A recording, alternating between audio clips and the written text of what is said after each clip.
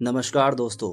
हाल ही में हुए Chandigarh mayor election और इलेक्टोरल बॉन्ड के मामलों में सुप्रीम कोर्ट के एक ऐतिहासिक फैसले ने पूरे देश का ध्यान अपनी ओर खींच लिया है। चंडीगढ़ के मेयर इलेक्शन में सुप्रीम कोर्ट ने एक महत्वपूर्ण फैसला दिया। बीजेपी से मेयर की सीट को छीनकर एक नए पाथ को खोला है और दूसरी तरफ इलेक्टोरल बॉन्ड के केस में सुप्रीम कोर्ट ने एक ऐतिहासिक फैसला दिया। इस फैसले ने देश के राजनीतिक दलों को उनके चंदे का काला चिट्ठा खोला और मौजूदा सरकार की चंदा वसूली पर सवाल उठाया। और इन सब फैसलों के पीछे एक व्यक्ति का नाम है जो इन दिनों बहुत ज्यादा चर्चित है। Chief justice of India DY Chandrachud. Chandrachud ji की विचारधारा और दृष्टि ने सुप्रीम कोर्ट के फैसलों को एक नया और विशेष आयाम दिया है। आज की इस वीडियो में हम DY चंद्रचूड़ के बारे में विस्तार से समझेंगे और उनके पर्सनल लाइफ से लेकर उनके प्रोफेशनल लाइफ से आपको रूबरू कराएंगे। भारत के 50वें chief justice of India Dhananjaya Yashwant Chandrachud यानी DY चंद्रचूड़ नवंबर 2022 से अपनी पोजीशन पर हैं। उनकी न्यायिक दृष्टि ने उन्हें देश के सबसे उच्च न्यायिक पद तक पहुंचाया है।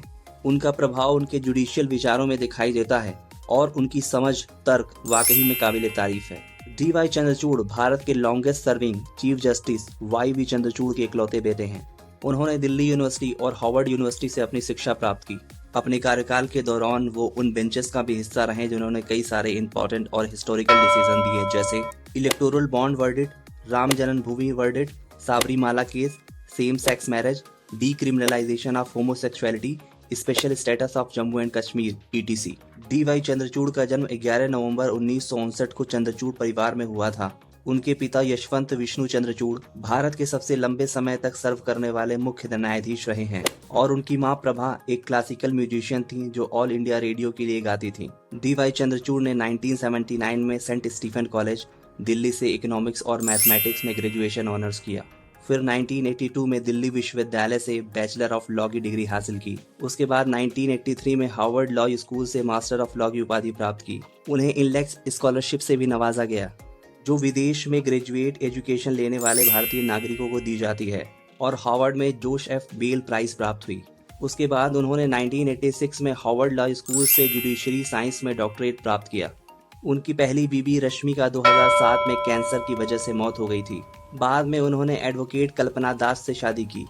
उनके 2 बेटे हैं और 2 बेटियों को उन्होंने गोद ले रखा है जो एक स्पेशल चाइल्ड हैं। DY चंद्रचूड़ ने 1982 में दिल्ली यूनिवर्सिटी से लॉ की पढ़ाई की। स्टार्टिंग में उनके पास ज्यादा रोजगार के अवसर नहीं थे। उन्होंने पहले कुछ समय तक जूनियर एडवोकेट के रूप में काम किया। हार्वर्ड से लौटने के बाद उन्होंने सोलिवन और क्रॉम्वेल लॉ फर्म में काम किया, जहां उन्हें भारतीयों के खिलाफ काफी बहस का सामना करना पड़ा। भारत लौटकर उन्होंने बॉम्बे हाई कोर्ट में काम किया और बाद में एक सीनियर एडवोकेट और एडिशनल सॉलिसिटर जनरल बन गए। उन्होंने बॉम्बे हाई कोर्ट में जज के रूप में सेवा दी, फिर इलाहाबाद कोर्ट में चीफ जस्टिस बन गए।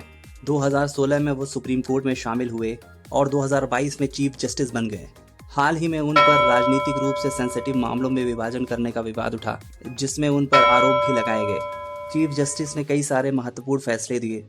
आइए थोड़ा नजर डालते हैं DY चंद्रचूड़ के कुछ महत्वपूर्ण फैसलों पर। आधार एक्ट पर फैसला। आधार को मनी बिल के रूप में पास करना सही नहीं था और इसमें पर्सनल आइडेंटिटी और लिबर्टी का भी ध्यान दिया गया। सेक्शन 377 के डीक्रिमिनलाइजेशन पर फैसला। सेक्शन 377 को एक अनुकूल कानून माना गया जो मूल अधिकार को दबाता था और LGBTQ+ समुदाय के अधिकारों को उजागर किया गया। साबरीमाला मामले में फैसला। महिलाओं को साबरीमाला मंदिर में प्रवेश देने का अधिकार दिया गया और इसका समर्थन किया गया कि ऐसे नियम औरतों के आत्मसम्मान और उनकी फ्रीडम को शक्ति पहुंचाता है।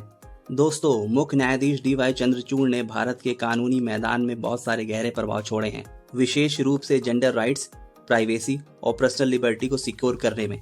DY चंद्रचूड़ के फैसलों ने भारत को एक नई दिशा दी है, जो भारत को और प्रोग्रेसिव समझ की ओर ले गया है।